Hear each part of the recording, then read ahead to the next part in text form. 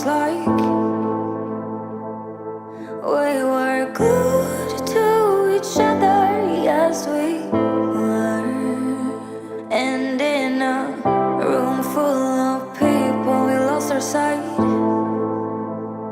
We're only us and no others, only us. But as we dove in deep, the water turned cold.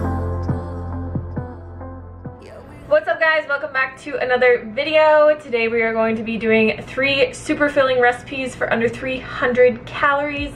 Yes, you heard that right. You can eat a pound of these recipes each for under 300 calories. Before I jump into the recipes, I just want to mention that this weekend only, we are having 40% off all of our ebooks. That means you can get my best-selling weight loss guide, Lean and Clean, for only $17. You can also get my Whole Foods recipe book, Real Food, Real Simple, with over 80 delicious plant-based recipes to satisfy your soul.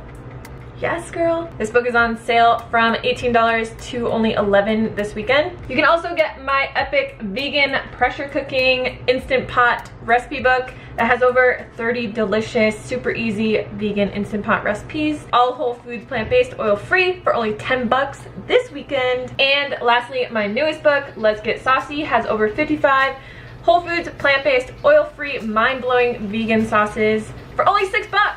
$6.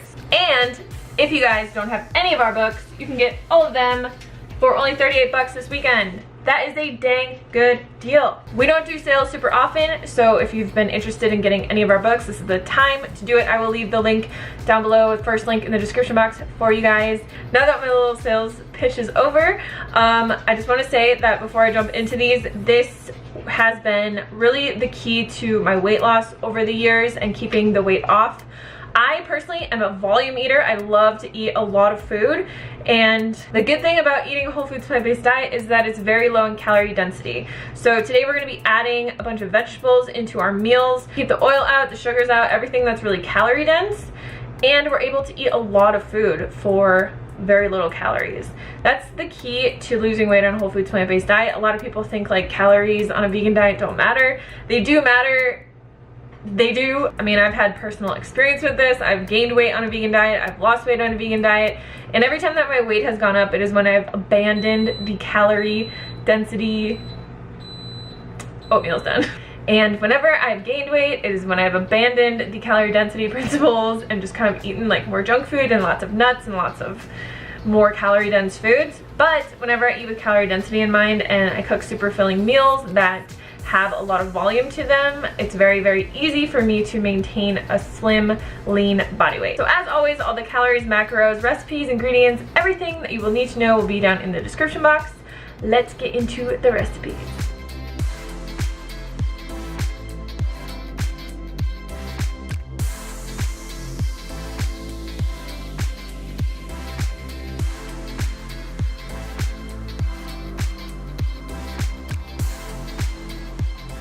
So the first ingredient we're going to be putting in our oatmeal is zucchini. I know you guys are probably like, WTF, Hannah, why would you put zucchini in oatmeal?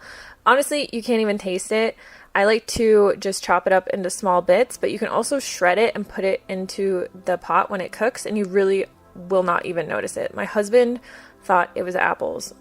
Seriously. So I like to take the skins off just to make it less noticeable. Also, if it's not organic, you always want to take the skin off of it. Chop the ends off, and then I just chop this into quarters, like really small little bits, just like this. But as I said, you can shred this and you really won't notice it, or you can chop it into even smaller bits, which I kind of wish that I did, but I didn't do that this time. I'm actually going to be cooking all these recipes in my Instant Pot, but if you want to cook this one on the stovetop, just bring it up to a boil, cover it, reduce the heat to a simmer, and let it simmer until all the water is absorbed. So we're just adding in 2 cups of oats here, our zucchini, and 1 super ripe banana. You want to make sure your bananas are ripe, because the riper that they are, the more sugar content they have in them, and the more creamy that they will make the oatmeal.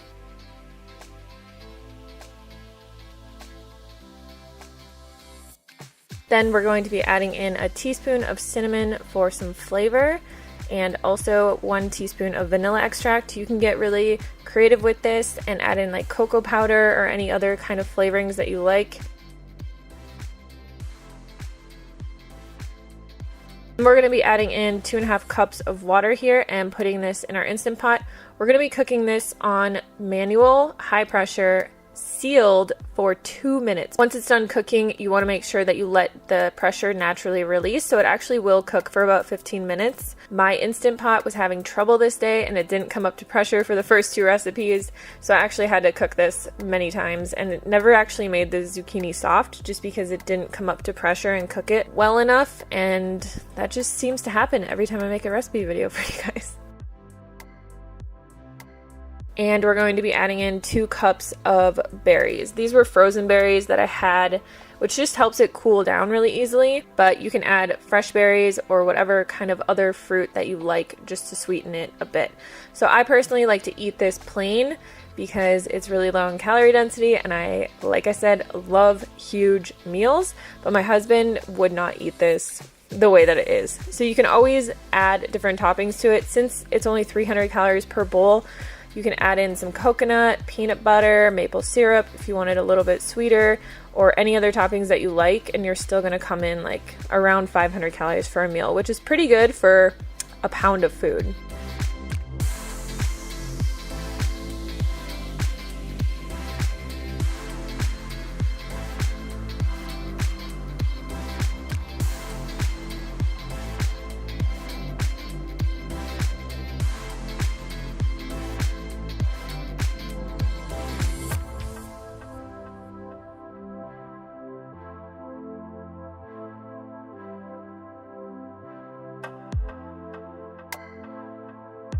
I actually made this lentil soup a few weeks ago, and it's quickly become one of my favorite recipes.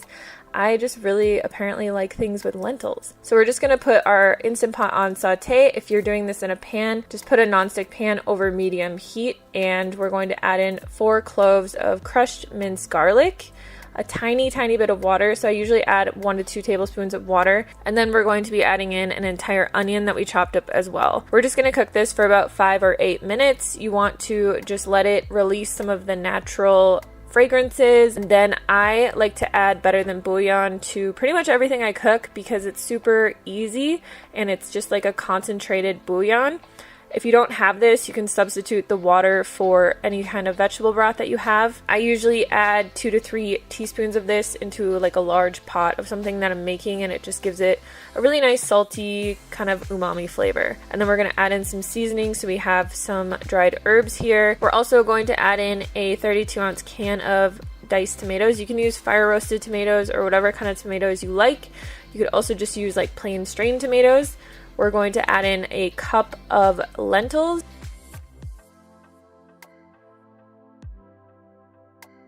Then we're going to add in the rest of our ingredients, which are all going to be vegetables, super low in calorie density. So we have cauliflower, some chopped carrots, 1 zucchini that we've chopped up nice and small once again. Zucchini is super versatile because it's like tofu. It just kind of takes on the flavor of whatever you put it into. We have some green beans, which you can use fresh or frozen. And then we're just going to add in 1 cup of water. I only added in 1 cup because I like it to be a bit thicker, but you can always add in more if you want it to be more soupy. Put this on manual, again, sealed for 20 minutes, and let it naturally release.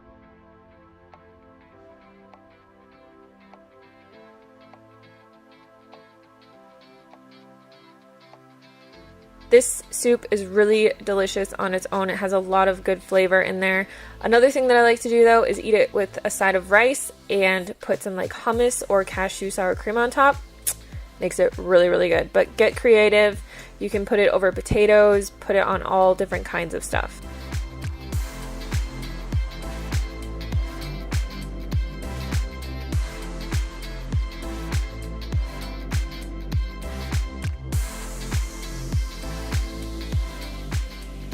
For these cauliflower mashed potatoes, we're going to put about 2 to 3 inches of water in the bottom of our Instant Pot and add a steamer tray. So personally, I like to add a steamer tray whenever I am cooking potatoes or steaming anything, obviously. But for mashed potatoes, if you cook them in the water, they do get really watery because they take on a lot of the water that's in the pot. If you steam them, they just get really soft, which is why I like to use red potatoes. They're super creamy and they don't feel like watery when you mash them together. We're going to be adding in a half a head of cauliflower that we chopped up. Cauliflower is great to add to lots of recipes just because it's really low in calories. It has a lot of nutrients in it. Even though it's a white food, it's super good for you. Put the top on manual pressure once again and steam these for 10 minutes and let them naturally release. You're going to take out the steamer tray and dump out the water and then just dump everything back into your Instant Pot. We're going to add 2 teaspoons of garlic powder. You could also sub this for nutritional yeast. We're going to add in the juice of 1 lemon and then half a cup of organic non-sweetened soy milk. Just mash that all together really easily. This is a really great side dish, but personally, like me and my husband love to just eat huge bowls of mashed potatoes. I feel like that's a vegan thing, I don't know. But before I went vegan, I would never just eat like plates of mashed potatoes by themselves, even though I've always loved mashed potatoes. Long story short, you can use this as a side dish, you can eat it as a main meal, you can use it however you want, but these are really, really creamy, really filling, and again, super yummy. Alright, that is it for today's video. Thank you guys so much for watching. As I said, you can always add things to these recipes, subtract things from these recipes that you don't like.